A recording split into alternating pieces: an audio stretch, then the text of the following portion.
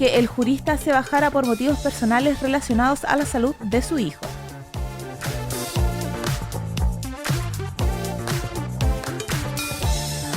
Y según el IMASEC, la economía chilena cae 1,2% en octubre y profundiza baja de septiembre. El resultado más reciente del indicador se vio influenciado por la fuerte contracción del comercio, la industria manufacturera y fue mayor al menos 0,4% anotado en septiembre.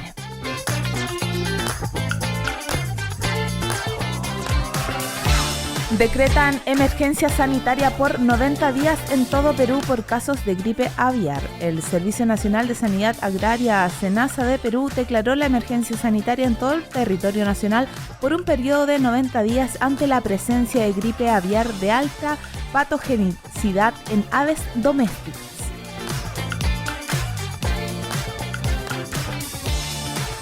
Mon Laferte recibe nacionalidad mexicana y celebra hito cantando himno nacional frente al canciller. El evento estuvo encabezado por el canciller Marcelo Ebrard, quien entregó 103 cartas, entre ellas la de Laferte, quien con esto recibió oficialmente su nacionalidad mexicana. Y Croacia celebra pase a octavos y Bélgica fracasa. Las selecciones de Bélgica y Croacia igualaron este jueves sin goles en un duelo en Rayan, cruce que dejó a los actuales subcampeones del mundo en la ronda de octavos de mundial.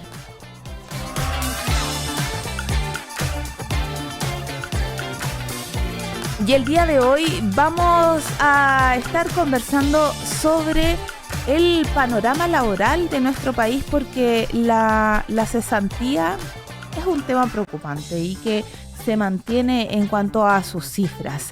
Para ello vamos a estar hablando con el decano de Economía y Negocios de la Universidad San Sebastián y ex subsecretario de Hacienda, Alejandro Weber, a la vuelta de esta pausa.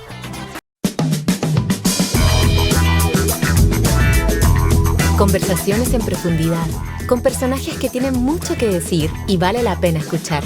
Los mejores datos entregados por sus propios protagonistas. La entrevista en Día D.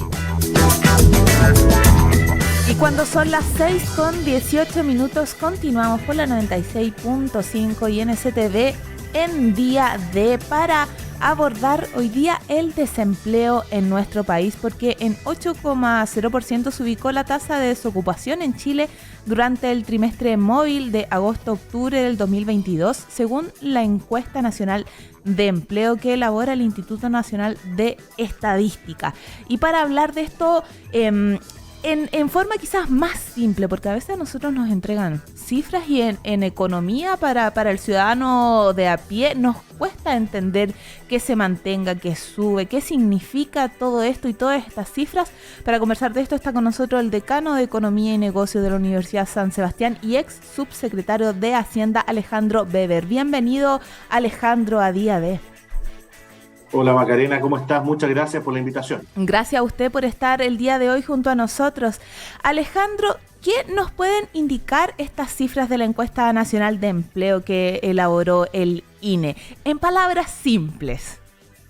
Sí, en simple, Macarena, si sumamos las noticias que tuvimos ayer del INE, más las que tuvimos hoy día del Banco Central con el IMASEC, que es un termómetro del funcionamiento de nuestra economía, la verdad es que la salud de nuestra economía no está bien. ¿Y por qué no está bien? Porque tenemos una combinación de muchos factores que al final del día terminan impactando negativamente en la calidad de vida de las personas. Primero, tenemos un desempleo que no cesa y que se mantiene. ¿Qué significa eso? Tenemos un 8% de desocupación a nivel país, pero con dos muy malas noticias. Uno, que sube el desempleo femenino. Fíjate que durante la pandemia, quienes más se vieron afectadas por la destrucción de empleo fueron las mujeres. De hecho, retrocedimos 10 años en todos los índices. Es decir, de todas las personas que perdieron empleo, quienes más perdieron fueron las mujeres, porque lamentablemente en promedio tienen empleos de peor calidad. Y como si fuera poco, además, la segunda mala noticia en relación al empleo es que aumentó la informalidad.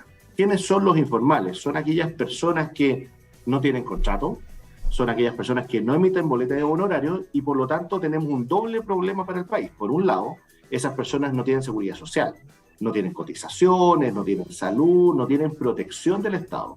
Y por el otro lado, tampoco pagan impuestos, por lo tanto el Estado deja de recaudar. Estos dos componentes se suman para generar una situación que es muy preocupante y lamentablemente, junto a las cifras de este termómetro de la economía que es el IMASEC, que conocimos hoy día, que se contrajo en 1,2%, significa que lamentablemente el desempleo va a seguir aumentando y los salarios van a seguir cayendo. Fíjate que algo que pueden constatar nuestros auditores, ¿no?, en el día a día, lamentablemente, es como los precios están muy por sobre lo que estábamos acostumbrados, ¿no? 12,8% de inflación se traduce en que tenemos, por ejemplo, que la canasta de alimentos, es decir, la carne, la leche, el pan, el azúcar, en promedio, ha subido un 22% en el último año, 22%, cuando en realidad los salarios en términos reales han caído, en promedio 2,3%. ¿Qué significa eso? Que hoy día las familias tienen menos liquidez, menos recursos para llegar a fin de mes y que la cuenta del supermercado es mucho, mucho más cara de lo que era hace 12 meses atrás. Aquí me gustaría hacer un llamado de atención, porque escuchamos de algunos economistas o algunas personas que dicen, buena noticia porque la inflación cae, la inflación baja. Y la expectativa de las personas entonces es que la cuenta de supermercado, del almacén o el litro de benzina va a ser más barato, ¿no?, a la semana siguiente. Pues bien, eso no es así. Lo que ocurre es que la cuenta va a seguir siendo más cara. Lo que ocurre es que va a crecer con una velocidad menor a lo que habíamos pensado. La inflación como una escalera. Yo voy subiendo al siguiente peldaño, pero no puedo volver al peldaño anterior. Por lo tanto, se genera un nuevo piso y sobre ese piso voy construyendo. En resumen, Macarena, tenemos una situación compleja de aumento del desempleo, de caída de la inversión y de alza en los precios que afecta directamente a la clase media y a los sectores más vulnerables del país. Alejandro, ¿qué relación tiene la inflación con el desempleo? ¿Hay alguna? Sí, hay una. Fíjate que cuando sube la inflación, es decir, suben los precios, básicamente es porque tengo más demanda que oferta, entonces los precios se encarecen. ¿Y por qué tuvimos más demanda que oferta? Por dos factores. Uno, por la pandemia, y dos, por los retiros de los fondos de pensiones que inyectaron muchos recursos a la economía. Y eso hizo que las personas tuvieran mucha liquidez. Entonces, subieron los precios de una forma estratosférica. Para controlar los precios, el Banco Central lo que hace es que sube la tasa, la llamada tasa de política monetaria, que es en el fondo la tasa a la que se endeudan los bancos, y eso se traspasa a los créditos de consumo. Pues bien, para yo bajar la inflación tengo que subir la tasa, y con eso bajo el consumo, bajo la demanda. Pero ¿qué es lo que genera eso? Que se frena la economía y que por lo tanto se empiezan a destruir también puestos de trabajo. Entonces, lamentablemente, una de las consecuencias de bajar la inflación, de bajar los precios, es que usualmente se destruyen puestos de trabajo. Y ahí es importante la acción del gobierno, porque la pega de bajar la inflación es del Banco Central, subiendo las tasas.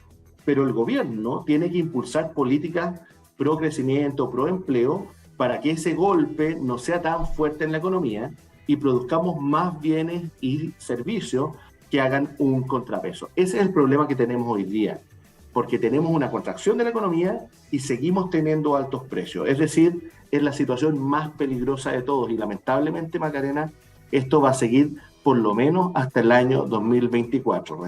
Recién, el año 2024 vamos a empezar a ver cómo caen los precios y cómo se empieza a recuperar el empleo. Pero lamentablemente las familias chilenas no pueden esperar un año, 18 meses para poder cambiar el temporal.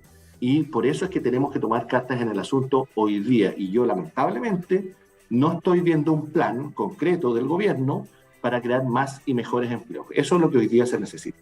Y esto de aquí al 2024, como menciona usted, ¿iría creciendo la inflación o debería ir bajando hasta estabilizarse?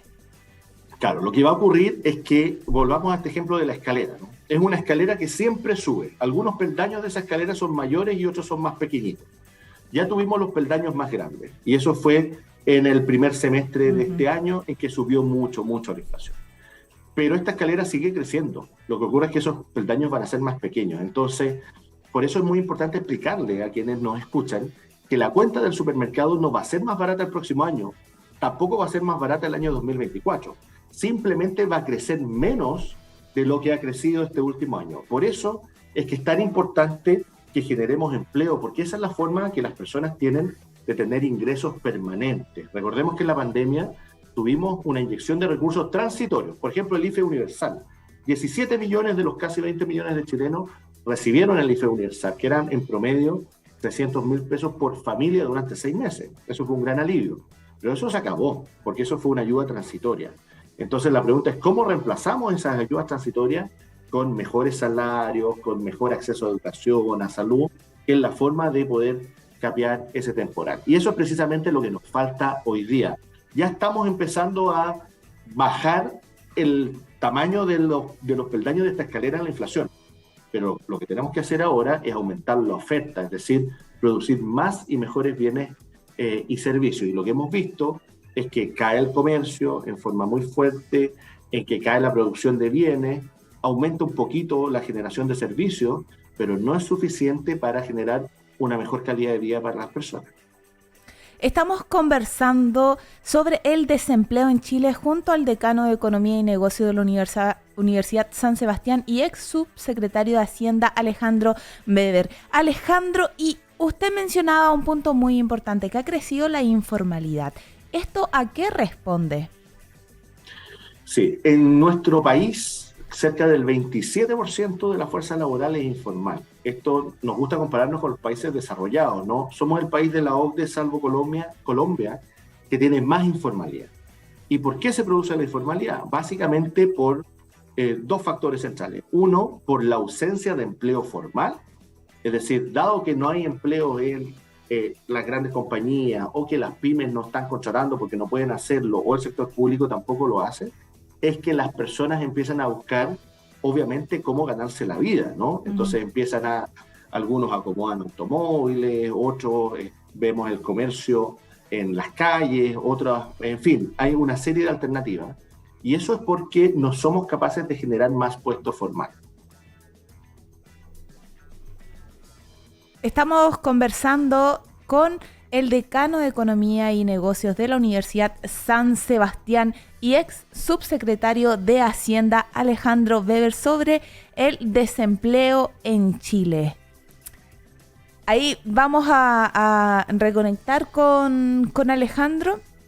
Y bueno, lo que nos está informando es que ha crecido esta informalidad laboral y por supuesto porque la gente que no tiene trabajo tiene que vivir de alguna forma, pero hay que buscar la solución y también hay que acomodar nuestros bolsillos a la realidad que estamos viviendo, porque tal como nos menciona acá el experto en el tema, hasta el 2024 vamos a seguir viendo esto. Recién ahí se va a estabilizar. Alejandro, y continuando con lo que estábamos hablando, y quizás para darle algún dato a las personas que nos están viendo y nos están escuchando, ¿hay algún sector hoy día en específico que ofrezca más oportunidad laboral?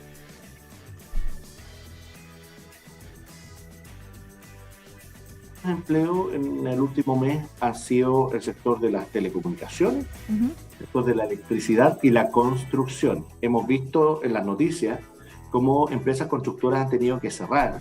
Una gran empresa constructora, por ejemplo, y que tuvo que despedir de un momento a otro cerca de 2.500 personas.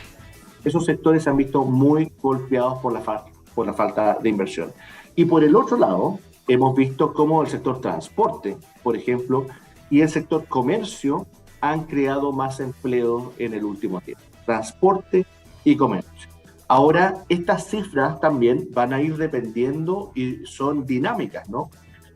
Ojo con el sector comercio, porque lo que vimos hoy día en el IMASEC, este dato de que es un termómetro del funcionamiento de nuestra economía hoy día, es que el comercio cae fuertemente, cerca de un 10%.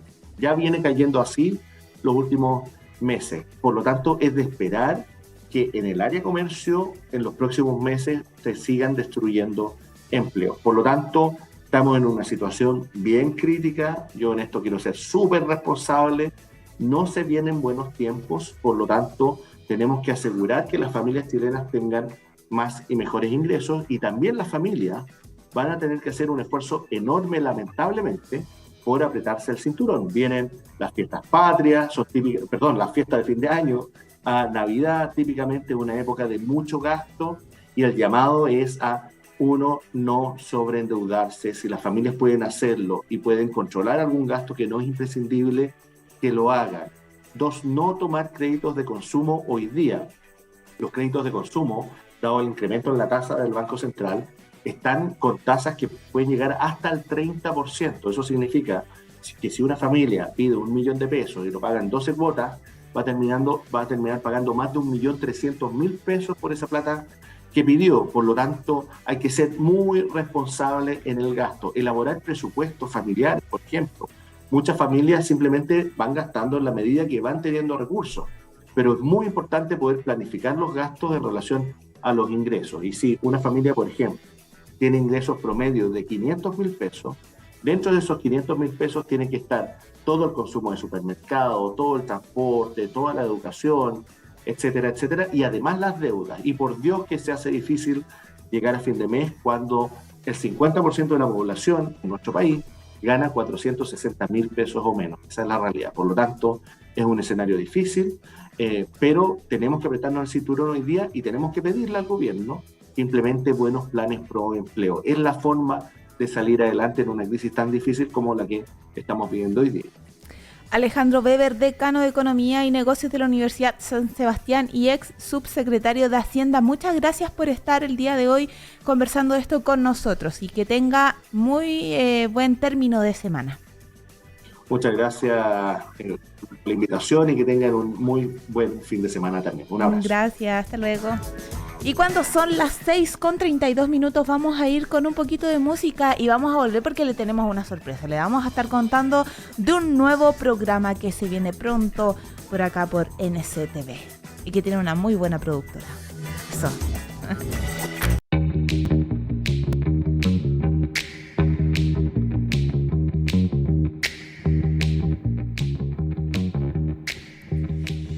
Y cuando son las 6:37, estamos de vuelta acá en Día D y les quiero entregar un datito. ¿Cómo saber si usted sufre de insomnio crónico? El calor y el estrés de fin de año son la combinación ideal para la aparición de insomnio, un problema que afecta a un 44% de los adultos chilenos, según un informe llamado Termómetro de la Salud Mental en Chile. Si bien este es un problema que se presenta mayoritariamente en mujeres entre los 45 y 54 años, también puede afectar a cualquier persona en cualquier momento de la vida. El insomnio, ojo, que no implica solo que al día siguiente se ande con sueño, sino que también afecta otras funciones importantes del cuerpo y la mente, entre las que más destacan es problemas cardiovasculares, sobrepeso, pesadez estomacal y muchos otros. Evitar y mejorar el insomnio requiere, por tanto, de una higiene del sueño que parte con consejos tan simples como no ejercitarse 2 horas antes de acostarse, comer algo ligero en la tarde y noche y, por supuesto, apagar las pantallas. Lo hemos reiterado muchas veces que no hace bien para la higiene del sueño revisar los celulares, por mucho que nosotros estemos trabajando, que tengamos que estar conectados en la noche, porque esa pantallita hace que nuestro cerebro piense que estamos de día, por tanto, el sueño se va desapareciendo de a poquito. Y también otro dato importante es que es ideal controlar el calor en el hogar, porque la temperatura ambiental ideal para dormir va entre los 18 grados y los 22 grados. Si usted no tiene aire acondicionado, porque muy pocas personas tenemos aire acondicionado en nuestras casas, puede ventilar su casa y con un ventilador, pero el ventilador, ojo, que no sirve de mucho si usted tiene las ventanas cerradas, porque es el mismo aire que se va moviendo y va circulándose. Eso no sirve mucho. Y también sábanas que sean agradables, que no sean, o sea, olvídese de tener esas sábanas de polar, más encima que se ponen hediondas. Les va a dar mucho calor. Sobre todo hay este dato para los que sudan mucho acá, que Estábamos hablando con Feñita recién. Y cuando son las 6:39, les estaba comentando antes de irnos a la pausa que se viene un nuevo programa. Un nuevo programa por NCTV que está a cargo de dos grandes periodistas, Óscar Cáceres y Jorge Espinosa Cuéllar. Y para hablar de este programa titulado Experiencias Vitales, que se va a estrenar este domingo, está con nosotros el periodista Óscar Cáceres. Bienvenido, Óscar. Qué gusto tenerte acá. Macarena, pero qué emoción estar en el día D.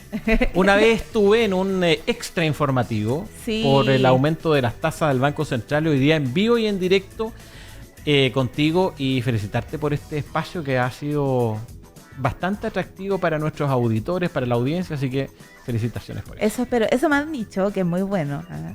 Viene de muy cerca la recomendación. Yo quiero responder eso de grandes periodistas. Cuando Macarena dice grandes periodistas, quiere decir viejos, periodistas viejos. No. Léase así. No hay otra interpretación para esas palabras de la Macarena. Son referentes que uno tiene. Para allá yo apunto. Yo quiero ser una Óscar después.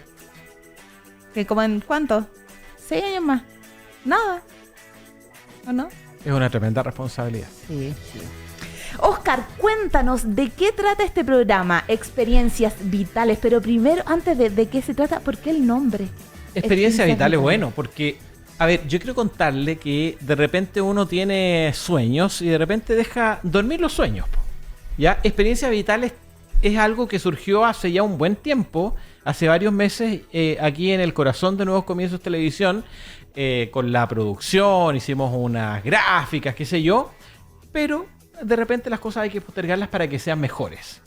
Y Nuevos Comienzos Televisión decidió apostar nuevamente por Experiencias Vitales. ¿Te acuerdas tú del exministro Sebastián Sichel? Por supuesto. Y que fue candidato presidencial, candidato a la presidencia de la República, Sebastián Sichel, y no le fue tan bien. Le ganó hasta Franco Parisi a Sebastián Sichel, hay que decirlo.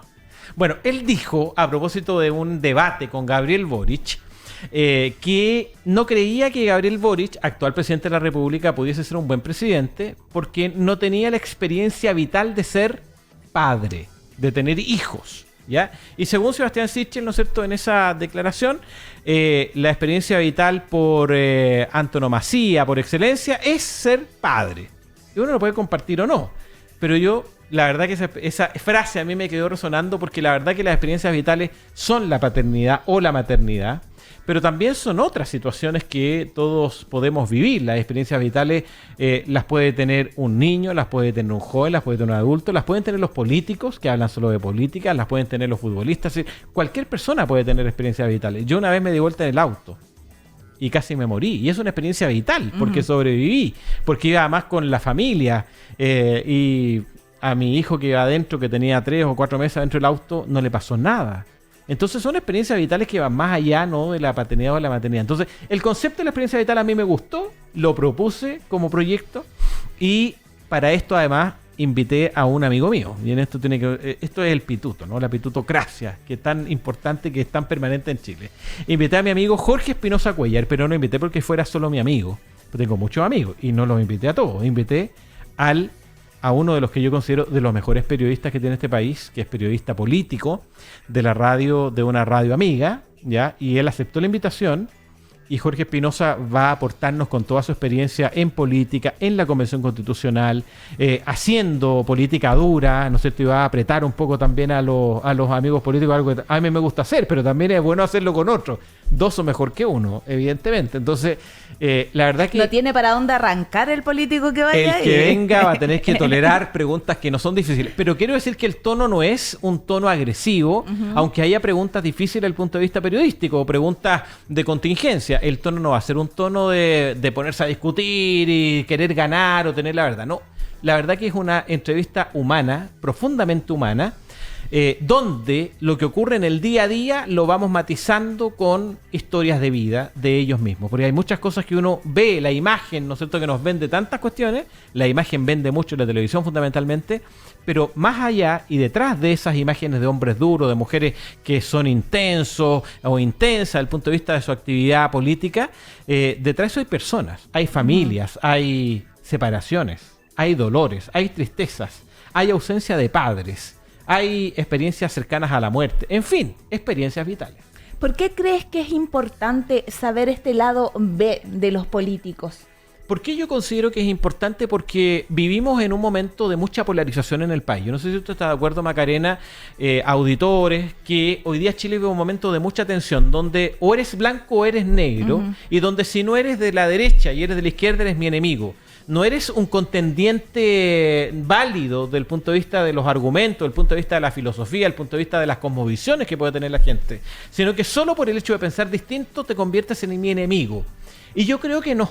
Yo creo que nosotros, además, los medios de comunicación, también tenemos un deber y una responsabilidad en torno a generar las condiciones para un sano debate y un diálogo sano en la sociedad. Entonces creo que aproximarnos a la política, porque este es un programa, hay que decirlo, Macarena, que es un programa evidentemente político, y tú tienes un rol fundamental en la puesta en escena de esta experiencia vital. Tú tienes un rol fundamental y aquí hay que reconocerlo también. Por lo tanto, y te quiero dar las gracias porque además has hecho un trabajo impecable en la producción de experiencias vitales.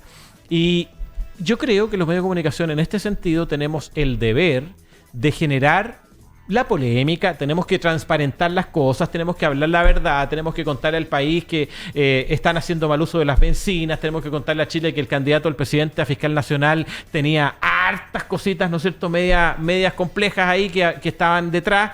En fin, hay que contarlo, pero también hay que saber si detrás de toda esta historia hay una persona. Detrás de todo esto hay una persona. Detrás de esta cara bonita que ustedes ven aquí de Macarena Lafuente hay una persona que tiene una historia de vida. Hoy día nos trajo a su mascota. En fin, vivimos más allá de lo que se ve en la televisión o que se ve en el caso de los políticos, en la cuña. ¿No es cierto? Que esta declaración que uno corta de 20 segundos, de 30 segundos, detrás de todo esto hay una historia que vale la pena reconocer.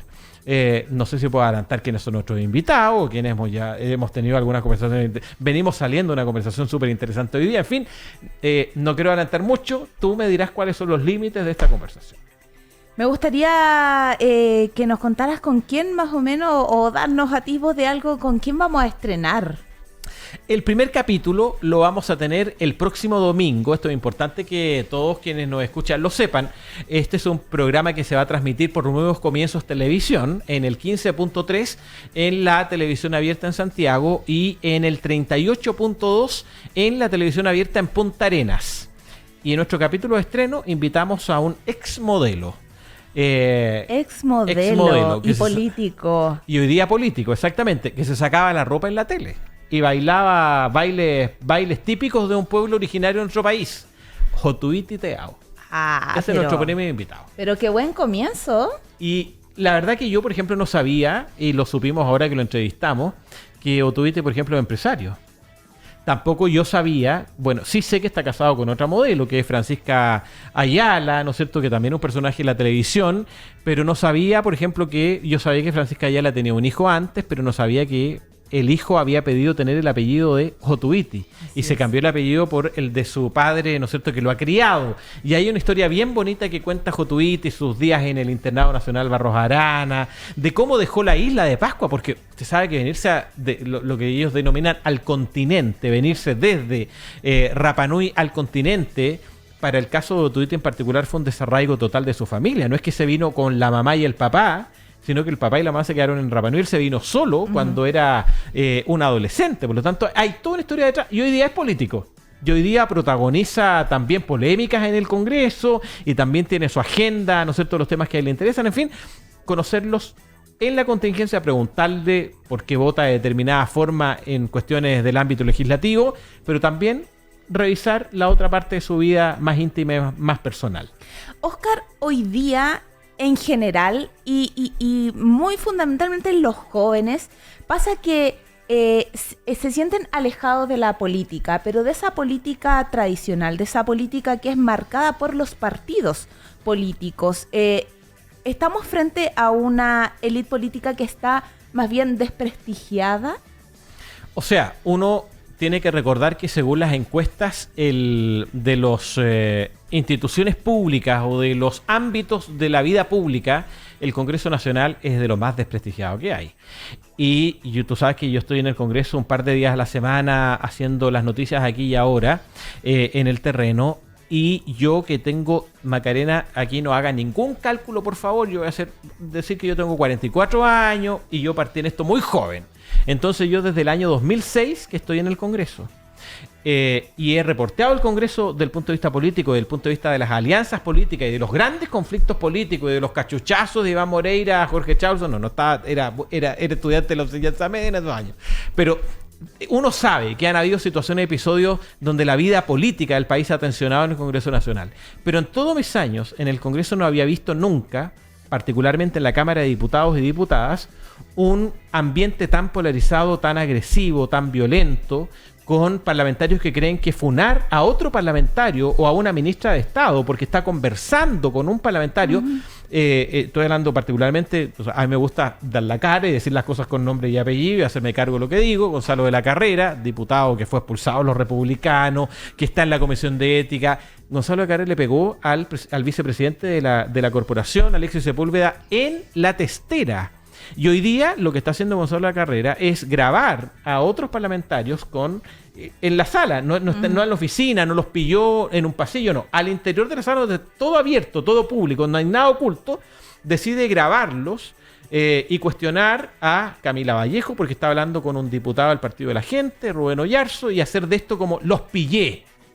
Y la verdad, Macarena, yo te digo que ese tipo de cosas, a lo largo de mi experiencia como periodista político en el Congreso, no lo había visto nunca. Un nivel de intención de bullying y de dañar a otros, la verdad que no lo había visto nunca. Pero nunca lo había visto. ¿Por qué está pasando esto? ¿Por qué pasa que se transforma en una cultura de hacer política de dime y diretes, de los Twitter, del Kawin, de la funa?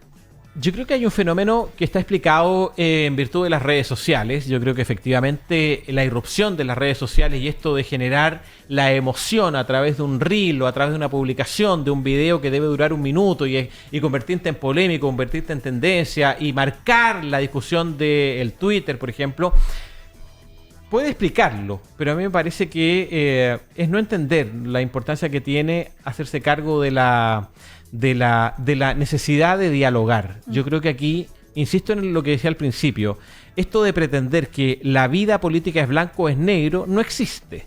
Yo no creo que por ser de derecha tú eres una persona que hay que detestar, ni por ser de izquierda eres alguien que es necesario funar o poner en la plaza pública o dilapidar. A mí no me parece que por el hecho de ser cristianos alguien tenga que dar explicaciones por creer lo que cree o ser avergonzado por ello, y tampoco me parece que los comunistas sean los que se comen las guaguas y hay que expulsarlos del país, hay que desterrarlos como partidos políticos como ocurrió en Chile hace muchos años. No creo en eso.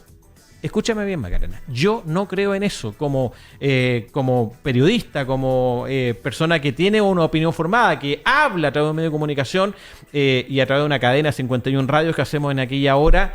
Yo no creo en eso. Yo creo que cada persona tiene valor y que hay que respetar la diferencia. Yo creo firmemente que hay que respetar la diferencia, por mucho que a mí me parezca que esa diferencia es excesiva, que puede ser muy compleja en distintos puntos de vista. Yo creo que hay que respetar la diferencia. Las personas tienen, y yo además creo en esto, que un principio del amor, y un principio del amor de Dios es la libertad. La libertad de tomar buenas decisiones y también la libertad de tomar malas decisiones. Ah, sí, la libertad de tomar malas decisiones. Obvio, po. Eso es libertad, porque si tú dices que la libertad solo se va a aplicar para tomar buenas decisiones, entonces hay una forma ahí de control y de coacción. Entonces, yo creo que estas cosas hay que hablarlas. Y esto es lo que queremos hacer en Experiencias Vitales. Poner estas cosas, pelota al piso, y vernos más allá de las diferencias y tratar de rescatar a otro, porque yo también creo que hay muchas entrevistas políticas en la televisión, en la radio, en los medios, ¿no es cierto?, en el cable, que buscan pillarle, sacarle la trampa, la cuña y tratar de dejar mal al entrevistado. La verdad que yo he tenido momentos bien complejos. Me acuerdo de una entrevista que le hicimos a Jaime Orpi, yo siempre la recuerdo porque fue muy dura. Y Jaime Orpi venía llegando de una licencia médica por cáncer al Congreso después de mucho tiempo. Pero había estallado el escándalo del caso Corpesca y había estallado el escándalo de las platas entregadas de manera irregular y de manera corrupta. Y hay una portada del diario La Cuarta en aquellos años. Y después, cuando La Cuarta hace su resumen del año, coloca de los momentos más tensos del país durante el año no sé cuánto. y sale ahí la portada de Jaime Orpiz y con Jorge Espinosa Cuéllar, a propósito de experiencias vitales, aparecemos los dos con los micrófonos de las respectivas radios donde trabajábamos, preguntándole a Jaime Orpiz cosas muy difíciles, tales como: senador Orpiz, ¿es usted un corrupto? ¿Usted no cree que haber recibido platas cuando se tramitaba la ley de pesca no es un acto de corrupción? Entonces, ¿y a quién se lo hacíamos? A una persona que yo siempre está acuesto también. Porque la vida es blanco y negro, no, tiene matices. Jaime Orpiz, así como recibía las platas de Corpesca, irregular, delito por el cual está pagando en la cárcel, y no quiero desentenderme de aquello, en paralelo, Jaime Orpiz, a quien Corpesca o las empresas pesqueras le pagaban las cuotas del club de yates de Frutillar, en la hermosa comuna de Frutillar, en la región de los lagos, en paralelo tiene una fundación que rehabilitaba drogadictos en el norte. Entonces te das cuenta que uno no podría... ¿Cómo voy a contar la historia de Jaime Orpiz? Lo voy a poner, ¿no es cierto?, solo como una persona que actuó corruptamente en el marco de una discusión tan importante como la ley de pesca. ¿No voy a hacerme cargo también de la otra parte de la historia? Porque también es parte de su historia de vida. Los matices, Macarena. No hay blancos y negros, hay matices, siempre. Qué importante eso que mencionas, Oscar, de los matices, porque hoy día estamos en una sociedad terriblemente polarizada, en una cultura de la cancelación. Además. También, y a veces tenemos miedo de decir las cosas porque decimos hoy, nos pueden categorizar como comunista o como facho, dicen algunos, y te encasillan en algo, y uno es más allá de eso. Entonces, es bonito esto de descubrir, sea del lado político que sea, el otro lado, el lado más humano, sacarlos de la política, porque a veces siento yo, y esta opinión personal, que los políticos tienen un discurso que es aprendido, o sea, que es como que si uno le apretara el botoncito play y ya tienen su respuesta. Pero ¿qué pasa cuando hay otras preguntas? ¿Qué pasa cuando le preguntan por el amor, por la familia? Entonces, muy interesantes, y a veces uno tiene una figura muy lejana de un político y al final termina siendo igual que uno. Y uno puede tener también a políticos muy idealizados y resulta que su historia de vida también son bastante deplorables. En fin, hay de todo. Claro. Pero nosotros no somos jueces, somos periodistas que vamos a hacer un programa de televisión que queremos que sea lo más entretenido posible y contarle a la gente y tratar de conseguir información, ¿no es cierto?, que sea útil para entender una parte más humana, porque además yo quiero recordar que estamos en Nuevos Comienzos Televisión, que es un canal de televisión que además manifiesta una cultura en particular, la cultura del diálogo, la cultura de la construcción, la cultura del amor al prójimo, la cultura del respetar a otros. Por lo tanto, creo que también es un aporte pensar en esto, sin desconocer que tenemos que hablar de actualidad, y la actualidad es parte fundamental de las experiencias vitales. Oscar Cáceres, periodista, jefe de prensa de Aquí y Ahora, nuestro noticiario acá en Inicia Radio, y el conductor junto a Jorge Espinosa Cuéllar de Experiencias Vitales, que desde este domingo a las 22 horas lo pueden ver en nctv.cl o en Santiago en el 15.3. Por supuesto, subimos todos nuestros capítulos a YouTube por si se lo quieren repetir, si se los perdió, si encuentran que estuvo muy bueno, que ahí tengo que verlo de nuevo, ahí van a estar todos los capítulos. Te quiero agradecer, Oscar, por estar conversando el día de hoy acá en Día D, y gracias a quienes nos escucharon, nos vieron. Estamos de lunes a viernes de 6 a 7 de la tarde, así que nos vemos mañana, y que lleguen sanitas a sus casas, manejen con cuidado, tengan cuidado con los ciclistas, no sean pesados y no toquen la bocina. Chau, chau. Un lugar y un sonido que nos junta cada tarde, donde lo único que tienes que hacer es escuchar. Esto fue Día D, una mirada fresca a lo actual. Nos encontramos mañana de 6 a 7 p.m. por Inicia Radio FM e iniciaradio.cl.